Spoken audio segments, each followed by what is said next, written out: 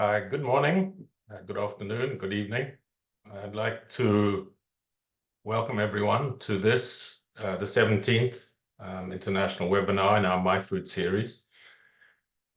Before we begin, it's customary for us here at the Balsillie School to begin with a land acknowledgement. So we acknowledge that the campus of the Balsillie School of International Affairs, from which we're broadcasting this webinar, is located on the shared traditional territory of the neutral Anishinaabe and Haudenosaunee peoples. The British, with their allies, the Six Nations, signed the Holderman Proclamation on October 25th, 1784, which describes this shared traditional territory as 6 miles deep from each side of the Grand River, from Lake Erie to the head of the river. Our campus and those of our partner universities are all located much closer than 6 miles to the Grand River. Despite being the largest reserve demographically in Canada, those nations now reside on less than 5% of this original territory. So I'd like to welcome everyone to the MiFOOD network, which is a consortium of universities and other partners in 12 countries in the global south, plus Canada, as well as several international partner organizations, including the ILO, IOM, and the FAO, and funded by a generous 7-year partnership grant from the Social Sciences and Humanities Research Council of Canada. Now, MiFOOD Network is not a closed shop, and one of our aims is to reach out to and collaborate with scholars who are not formally part of this network. It's therefore, as the MiFOOD director, I'm very pleased to announce that our next 3 webinars will feature scholars from outside our own network who are working at the interface between migration and food security, and whose work we very much admire. I'll return at the end of today's webinar to give some details about the other forthcoming webinars, but today I am delighted to welcome Dr. Cesar Zabel of the National Institute of Public Health in Mexico, Dr. Manuela Grimm of Columbia University, to talk about their vitally important research on food security among Latin American adolescent migrants in North America. I'd also like to welcome Dr. Yatzil Gonzalez from Heidelberg University Center for Ibero-American Studies. And Dr. Gonzalez will be chairing today's webinar. So I'll now hand the mic over to Dr. Yatzil to introduce our speakers and to lay out some of the ground rules for the webinar. So over to you, Yatzil. Thank you, Jonathan, for the introduction. I'm very briefly going to introduce myself. I'm an anthropologist and an ethnographer, and my research focuses on area studies, sociology of migration, and anthropology of everyday life. And in my academic formation, I went through historical anthropology and regional studies, but also I received my PhD in sociology from the University of Bielefeld here in Germany.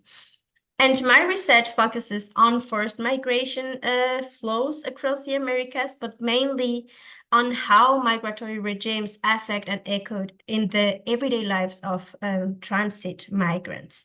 Currently, I'm junior professor for migration in the Americas at the Heidelberg Center for Ibero-American Studies. So I'm very glad now to have the opportunity to introduce our speakers for our webinar today, Cesar Infante Schibile and Dr. Manuela Orjuela Grimm. Dr. Cesar Infante is a prominent researcher at Mexico's National Institute of Public Health who has undertaken research on vulnerable groups such as mobile populations, gay men, male sex workers, on issues related to HIV, human rights, and access to health care services. He's part of the research staff of the Health Systems Research Center, and his research has a human rights related focus, and greater part has concentrated on HIV, violence, including sexual violence, stigma and discrimination, and access to health care services for migrants in transit through Mexico to the USA. He is currently co-coordinator of the research unit on migration and health at the National Institute of Public Health. Very much welcome, Cesar, to our event today. And Dr. Manuela Orjuela Grimm is an associate professor of epidemiology and pediatrics at the Columbia University Medical Center. Her current research examines the intersection of nutrition, food insecurity, and violence in Latin American migrants, and includes assessing dietary practices, food and nutrition insecurity, and mental health outcomes in adolescents who have migrated overland as unaccompanied minors from Latin America and have resettled in New York City. She has also co-founded with Cesar a multi-sectorial working group which examines food insecurity among Latin American migrants transiting overland through Mexico. And other work, he has focused on the measurement of dietary intake and nutrition in mothers and preschool children in Mexico and among Latin American migrants in New York City too. So welcome to both of you, and Cesar, please, you have the word. Many thanks, Yatsil. Many thanks for the invitation. It's an honor to be participating in this series of webinars. I'm not an English native speaker, so many times I get confused with when words come up in Spanish and I have to translate it. So I'm going to read some important aspects of the legal folding of legal laws, norms, and regulations regarding the treatment of irregular minor migrants in Mexico. So we thought that was interesting because we can see, as we will see, and as we know, there are many contradictions between what laws state and what is really happening when a minor is detained and then deported to, basically, we're talking about migrants in transit, they're deported to other Central American countries. So I don't see the, can I see the first slide, Manuela? It's already there.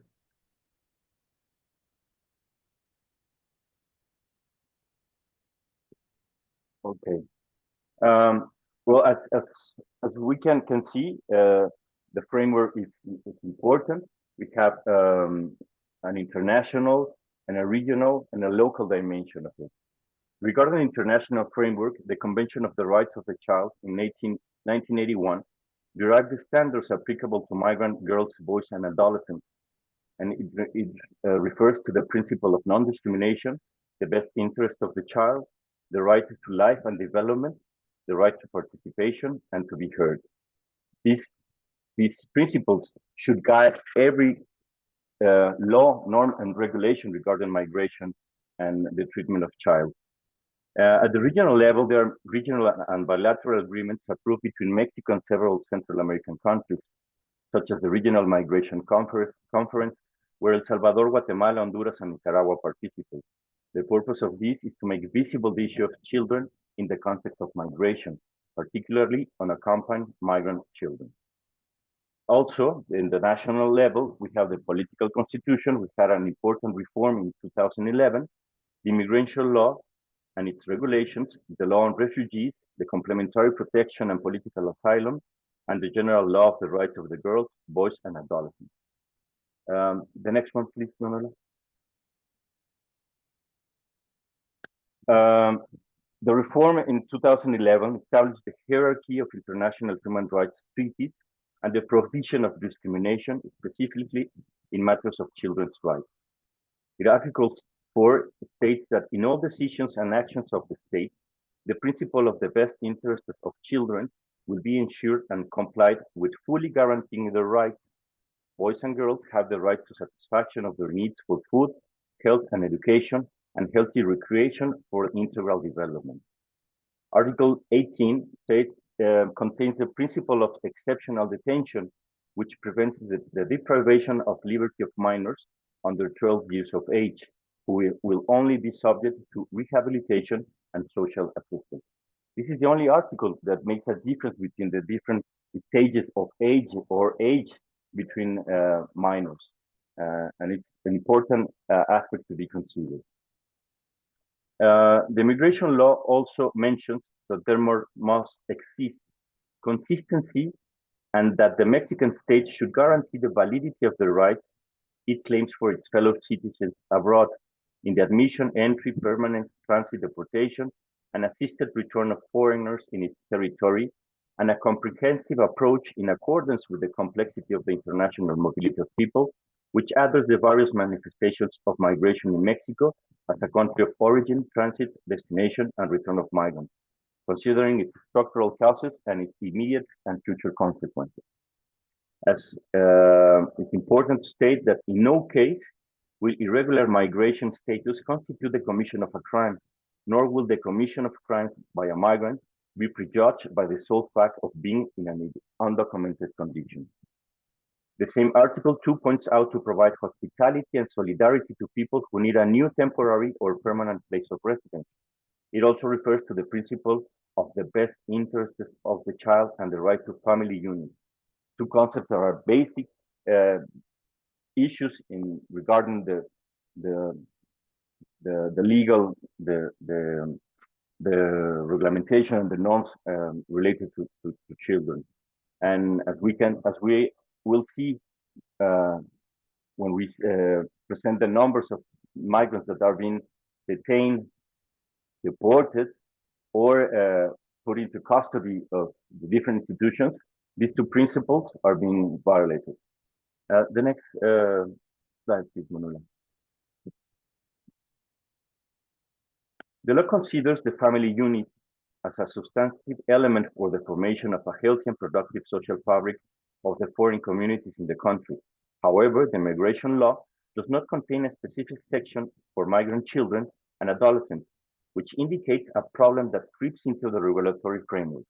In this way, migrant minors are not made visible, even though they form an increasingly large and, above all, vulnerable group. However, in its 7th chapter, it considers a specific procedure for people in vulnerable situations. This contemplates unaccompanied migrant children and adolescents, as well as the principles, their rights and guarantees must be protected during this process. The regulations of the migration law, which also do not contemplate a specific chapter of migrant minors, however, its 3rd chapter deals with the right to preserve the family unity. Furthermore, in its 17th title, the protection of migrants who transit through the national territory is regulated. Articles 172 and 173 specifically establish the procedure for the assessment and determination of the best interests of unaccompanied children and adolescents. This represents a vital part of the due processes that must be observed in cases of unaccompanied children and adolescents. This means authorities must know the whereabouts of parents or adult relatives and know the reasons for the separation, identify possible situations of risk or violation of human rights in the country of origin or residence, as well as in the national territory. They should determine any need for international protection, propose temporary accommodation alternatives in public or private institutions where adequate care can be provided to children and adolescents. The opinion and informed participation of the unaccompanied migrant girl, boy, or adolescent must be considered throughout the process in the decisions that concern them, and if necessary, the opinion of other family members must be sought from close people or institutions involved in their care. Article 171 of the same regulation determines that unaccompanied girls, boys, and adolescents will remain in the custody of the National Institute of Migration, so they can initiate the administrative procedure to resolve their immigration status. They are responsible and migrants should be housed in separate areas while they are channeled to institutions where they are provided with adequate care in institutions suitable for their health, physical, and emotional development. Participate in recreational, educational, cultural, sports, and leisure activities according to their needs, have activities that promote coexistence and stay with other girls, boys, and adolescents, and be accompanied throughout the administrative immigration procedure by personnel trained and specialized in child protection rights. Taking into account the best interests of the children and adolescents, they must adopt the measures that are necessary to protect their physical and psychological integrity of minors. The next one, please, Manuela.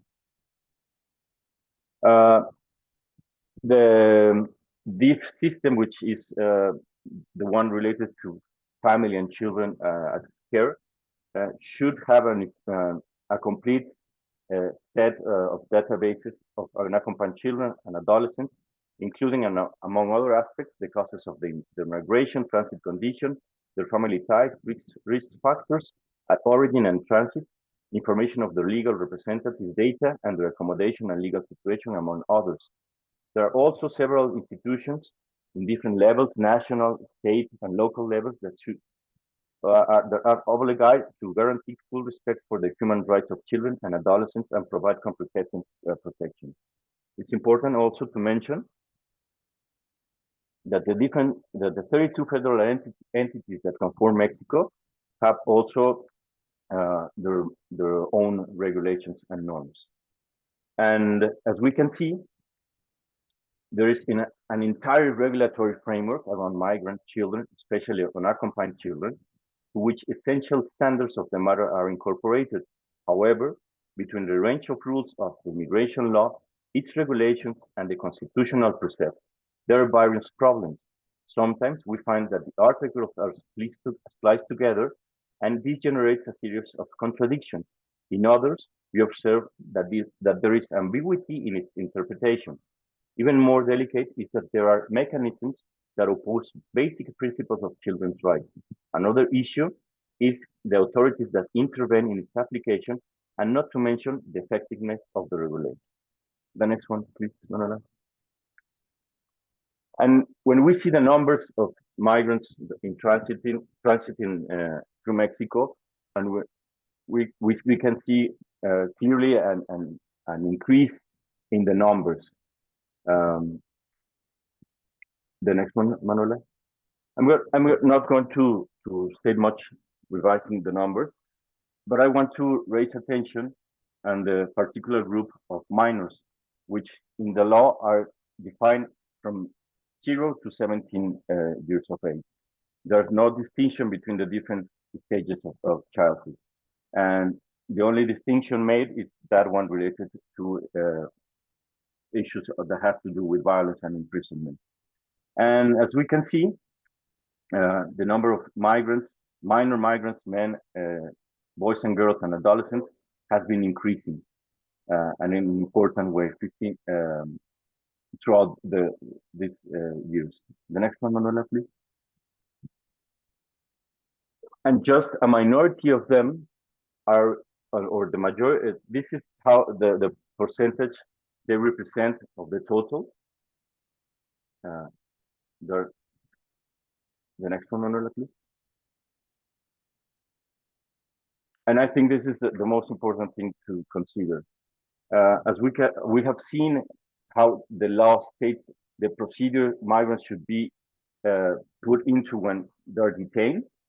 Well, first of all, they shouldn't be detained because it's not a crime, and there are specific aspects of the law that protect them. But only a few, less than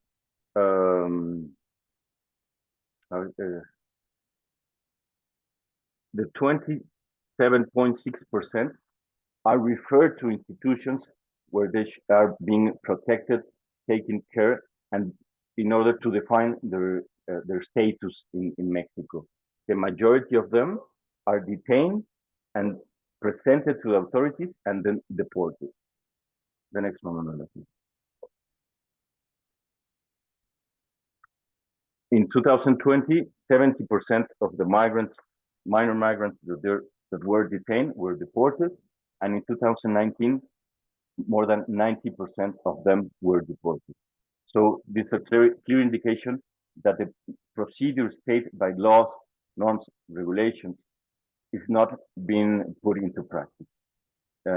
This should be all the way around, no? 90% should be stated in a procedure to determine their needs, their condition, and assist them in order to maintain family unity and the best interest of the children.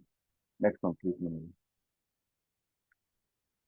So I think I'm over time to let Manuela present the main things, the data with she has been analyzing and the final reflections, but it's just to point out the contradictions.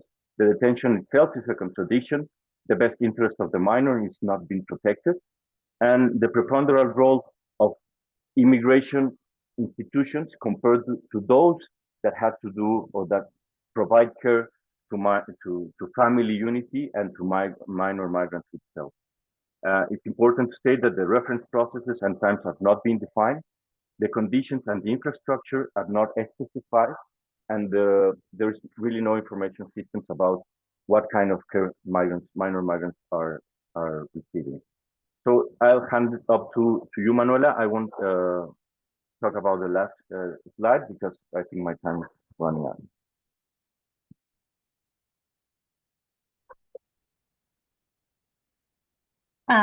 Thank you, Cesar.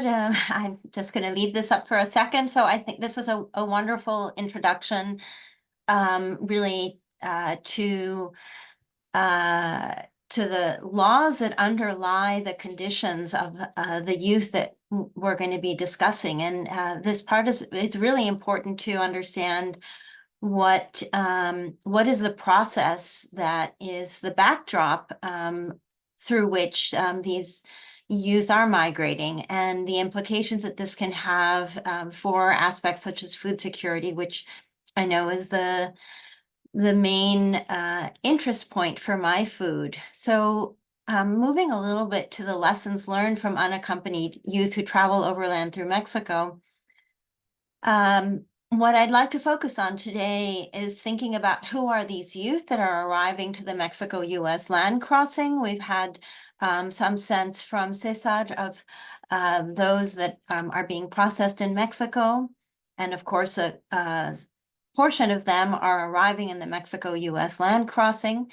Some considerations of factors exacerbating the risks of food insecurity, really keeping in mind what Cesar has just presented. But some of these are really specific to the unaccompanied adolescents and lessons that we can take from work that we've been doing in a study of unaccompanied minors. So first, who are these youth? So from the US side, the data from the US Southwest land border crossing, the federal year, which goes from October to September, those youth that actually crossed, that were not expelled, but rather that came into the US, you can see the numbers. Slightly lower. These are for unaccompanied minors, so 142,000 in federal year 2023, 152,000 in federal year 2022. And you can see on the right-hand side where they've crossed through, basically on the Southwest. This is the Southwest land border. And the countries where they're coming from. So overwhelmingly Guatemala, Mexico, and then lower numbers from Honduras, and then El Salvador, and everywhere else, which includes primarily Venezuela and Ecuador, are grouped under others. And so these are actually the numbers for the current federal year. So since October to the present, this was data current through April 4th. Where roughly 60,000 unaccompanied minors have crossed into the US. The proportions were similar in 2023. So the next part that I'm going to show are really reflections that come from work that we've been doing in New York in the study of Caminando, which stands for Children and Adolescents Migrating Independently, and an assessment of their neuropsychological aspects and neighborhood, diet, and opportunities. It's a mixed method study that seeks to understand how pre- and post-resettlement factors can affect youth's mental, emotional, cognitive, and physical health. And this really has included youth from ages 14 to 21 who arrived in New York City. More recently, within the last 2 years, and we started, they could have arrived within the last 5 years. They need to have traveled from their home country without their parents. They need to be Spanish speaking, and they need to have left their home country when they were minors, meaning that they were under 18. And so it's important also to think about the fact that an unaccompanied minor still, even when we're reflecting on adolescence, the importance is that adolescence is a pretty heterogeneous phase. There's early, mid, and late adolescence is just a crude grouping with the ages that you can see: under 14, mid to adolescence is 14 to 16, and then later adolescence is above 16. There are different definitions of this, but it's essentially important to recognize that there are different aspects that happen during adolescence. It's a developmental stage in which there's continued growth. There's cognitive and emotional and physical heterogeneity, and there's also heterogeneity in their vulnerability. We are generally thinking about a population in which something happened in the year before they migrated, which we call the trigger year, and then they migrate, and then they arrive in the US, usually in late adolescence, and where we have to think about their phases of both pre-resettlement and then post-resettlement. So that initial arrival, potentially in a detention center, and then once they resettle. And this is an example of a trajectory of one youth in our study, just for you to think about. We're really talking about youth that are doing overwhelmingly overland migration and what that means. And a big part of their migration trip is through Mexico, where there are laws that we've just heard about from Cesar. So who are the kids in our study? This is the first almost 80 that participated. You can see this is the age at which they left their country. And so you can see a heterogeneity of ages, but where the overwhelming majority were already in late adolescence when they left, or the end of mid-adolescence. They're mostly male, and they're coming from Central America, plus Venezuela and Ecuador and Mexico. And what's important as we think about food security is to consider that adolescents have variable nutritional needs because of this phase of continued growth and development. And part of its variation is going to depend on their pubertal stage, on their biologic sex, and on their physical activity, which is lessons that we've learned with work that Cesar and I have done, really conceptualizing food security and the pillars of food security. So availability, access, utilization, and stability, and what it means when you think about the intersection of this with the migrants who are in transit, and where it's important to think about literally what they're transiting in, how they're transiting, and what this means for their access to food, their availability to use food, and their ability to be able to have it in a stable manner as they're going through what is often a very complex territory. So the youth in Caminando overwhelmingly report almost all of them have spent some portion traveling on foot, some longer than others.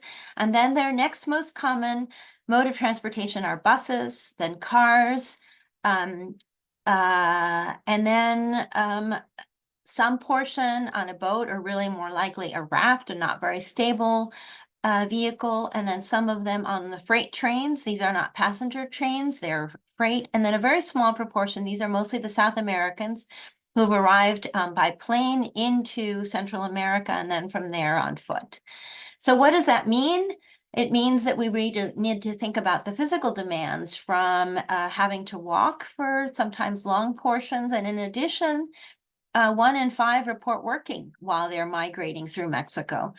Begging is the most common, where they're commonly outdoors, exposed to the elements. Some of them work in construction, loading and unloading trucks, house cleaning, house painting, garden work, farm work, day labor, collecting trash. So all of these, you can imagine, these have physical tolls and exertion. The other important thing is to know that they mostly don't travel alone. They won't travel with their parents, but a good proportion of them are traveling with friends or in groups, like the photo that was the advertisement for this webinar. And that's not unusual that they travel with friends, and that's a benefit, but it can also cause them sometimes to be seen with suspicion when it's a group of teens. Very importantly, most of them, the overwhelming majority, have themselves decided to migrate unaccompanied. So it's very important to think about their agency and to respect their decisions and what that means in the face of the law, of laws that may consider the importance of family unity.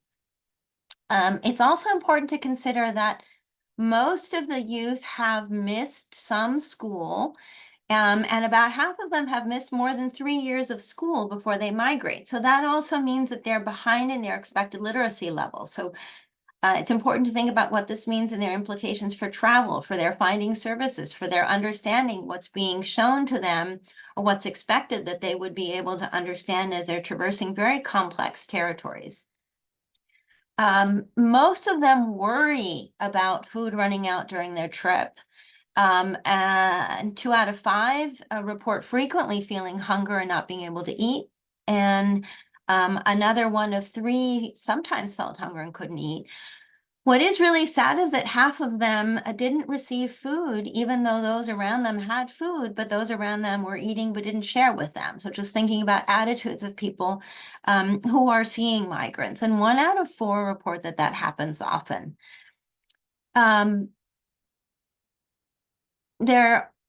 It's important to think also that youth that are going through an important period of continual growth are also going through prolonged periods with no food. And what does this mean for them? So during their migration journey, 3/4 have experienced an entire day in which they had only 1 meal. Half of them experienced this more than 5 times during the trip, and half experienced at least an entire day without eating. 10% of the kids reported that this happened more than 10 times in their trip, and the trip is not that long. So that's a good proportion of time in which there's no caloric intake. And 1 in 3 report that they had 2 consecutive days or more with nothing to eat. So it's important to think about what is the impact that this may have on developing youth. And in terms of hydration, 1 in 3 also experienced days in which they had nothing to drink, not even water. And this was associated with not eating for a whole day, but not as strongly associated as we might think. And this is important because when we think about weather and climate, when we look at the Southwest land border data, which is actually arranged conveniently by months, we can see that there are peaks of crossing into the US border in July, August, September. And that means that youth have been going through Mexico during very hot months, especially through northern Mexico. And what this means when we're thinking about the fact that they're going through days with nothing to drink. So really, for considerations for food access in adolescence, it's important to think that there are age-specific needs. Kids may be less habituated to plan for, prepare, or procure meals because of their emotional development. They may also have lower literacy levels because of factors that contributed to their needing to migrate or feeling that they need to migrate. There are perceived and real threats of violence, of deportation as they're going through Mexico, or detention that may delay their ability to access food or hydration. And their well-meaning policies, such as those that vouch for family reunification, that may inadvertently increase their perception of threat for youth and cause them to forego access to food. So in conclusion, adolescents' needs differ from those of children or adults, and unaccompanied adolescents have increased vulnerability, and services need to support resilience and respect youth agency. I'll stop there, and just to acknowledge funding that has contributed to the work that we've been able to do, and the many members of our team who have made this work doable and possible. And I will stop there. Yeah, thank you very much, Cesar and Manuela, for this very interesting topic and presentation. Now I will open the door for the floor for questions. And let me see if we have any until now. Yeah, we have 1 question. So, it can be difficult to conduct research with irregular adult migrants. Is it harder to research this social cohort?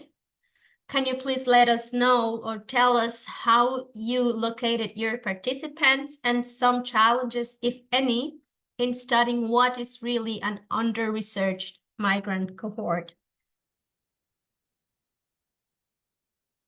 Please, Manuela or Cesar, feel free to answer to this question. I can answer from the U.S. context, and then Cesar, maybe you want to say something about your work in the shelters. But in the U.S. context, yes, it is very challenging to reach this population because we really didn't talk about their experience in the U.S. But once they cross the border, those that have come, that have made their presence known to migration agents, essentially start deportation proceedings. So the first thing that many of them will need is legal assistance. And so that for us has been, it's been really the intersection of understanding what are the needs for the youth, what do they perceive as the needs, and what is the way to be able to find them. So they're not always in school. They are largely invisible. And so for us, it's been an opportunity to be able to partner with legal services providers in order to be able to access the youth. But it is very challenging to be able to access them. And our experience, we have been working closely with migrant shelters. These migrant shelters provide humanitarian aid, food, lodging, and sometimes basic healthcare and mental healthcare to migrants that are in transit to Mexico. And they're allocated in strategic points of the different routes to the States. We have been working with them because it's a secure place for migrants and for us. We anticipate and we know that not all migrants have access to the shelter. We estimate that around 30% of those who transit Mexico are users of shelters. But to gain access to other migrants is really difficult because issues of security and violence around these points. As you know, the migratory routes have been related, or the organized crime, the gangs are operating in these routes, trafficking people and other things. And to access minors, it's also difficult because of the law. Migrants, the shelters should appoint the minors to the authorities, specifically to the DIF. But as we have seen, the procedure starts with the National Institute of Migration, and so the shelter should present the minors to them, and this institute starts the procedure to refer these minors to the DIF or other institutions. As we have seen, the capacities of the DIF varies a lot. They depend on the municipalities. Many times they don't have the resources to have an adequate infrastructure to provide migrants with all what minors with what they need. So we have seen that sometimes minors are appointed to what we call annexos. There are places where people are in processes of rehabilitation of drugs and alcohol. So it's kind of a crazy world out there in relation to where minor migrants can be found and how to access them for research, for humanitarian actions and other stuff. Thank you very much. We have 4 more questions. One more question related to the last one. It's what is the share of female adolescent migrants? And I will directly read the other one. Could you please elaborate on the meaning of respecting the agency of youth from the perspective of services? How is their agency practiced other than making own decisions to migrate? I can, I think, well, I presented the data. the share of female migrant, it's around the 20 and 30%, and it has remained stable along the years, not more than 30%, I think. And I think that is the percentage we have found also of migrants that are using women that are using the shelters. And I think, Manuela, can you elaborate on the other one? Yeah, and I would also say that certainly in terms of our study, which is, I can't say that it's representative because again, it's very challenging to find these youth, but in our study, that is the proportion of females that we have as well. And to answer the question about agency, I think one of the key aspects is to remember that these youth have decided to migrate. And so respecting that decision means precisely saying, okay, if this youth has made this decision, there may be a reason why they have chosen not to have reunification of their family. And this is one of the settings where they may choose for reunification with family that is farther north in the US, and this may be part of their reason for migrating, but they may also be choosing to leave family behind, and that is a choice that they're making consciously. And that is, that's precisely where there's a challenge with what is some of the law that Cesar discussed, and then some of the challenges that youth themselves perceive as they're migrating through Mexico, knowing that if they're caught, they will be returned to be reunified with their family when this is not necessarily their desire.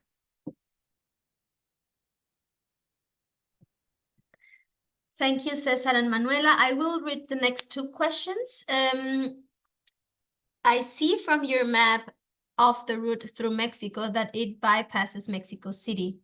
Do any migrants go to Mexico City? And if so, do they experience less food insecurity?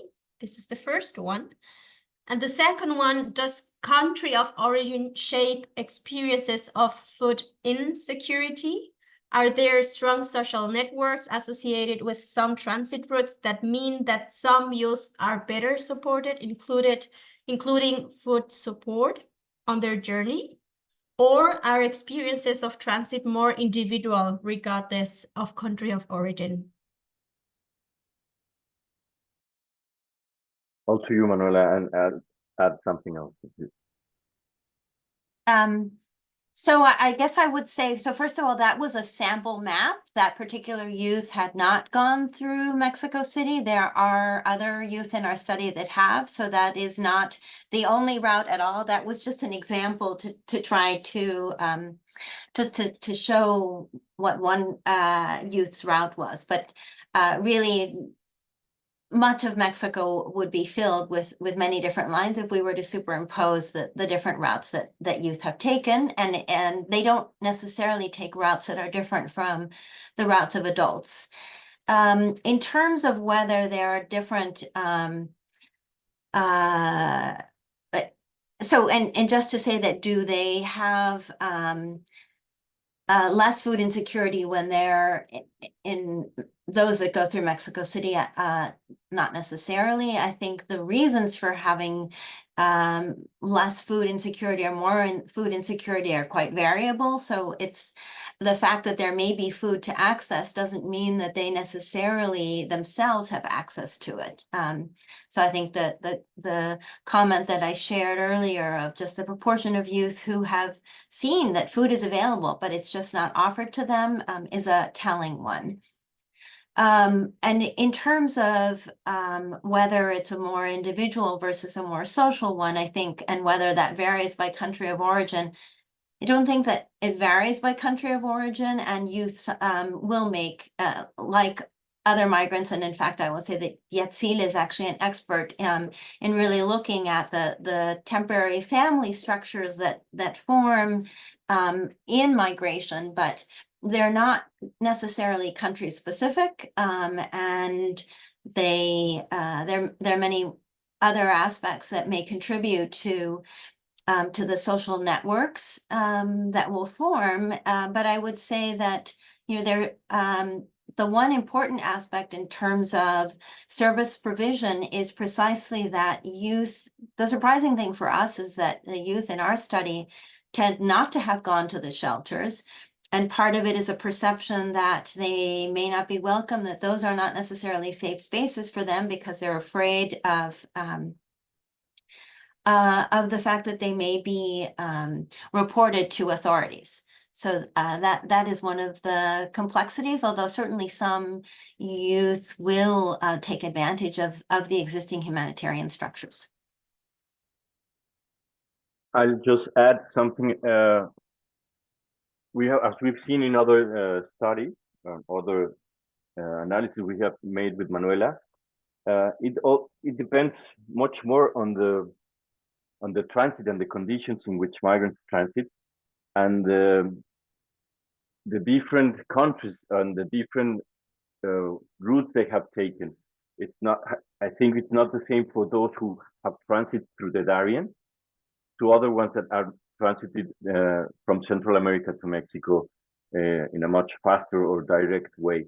The conditions in which migrants transit is that determines their many times their vulnerability and determines the access to food and water. So it's not an issue of where they come from, but where they transit and how they transit to the States. No, that's an important thing to mention also. Thank you. Thank you very much. We have another question. So thank you, Cesar and Manuela, for sharing your research. I would like to hear your opinions about the extent you have seen positive or negative impacts of government policy in the context you have studied on food security over the past several years, and how you see this in relation to the implementation or lack of implementation you have observed. In the context of Ecuador, we have seen that although there have been some progressive policies, a main issue is the implementation of policies related to lack of sources and or political will. Well, as you have seen, the legal framework is really important. It's nourished by this international agreement, this international conventions on human rights, and it looks for, or at least it tries to protect the benefits of the children and to determine the processes in which there are to be inserted in order to be provided care. It's not only about food insecurity, it's about how they're treated. And as we've seen, the majority, almost 90% of minors that are being detained and then deported. And it's a clear violation of what the law states. The minority of migrants should be detained. It's not a crime to migrate. There should be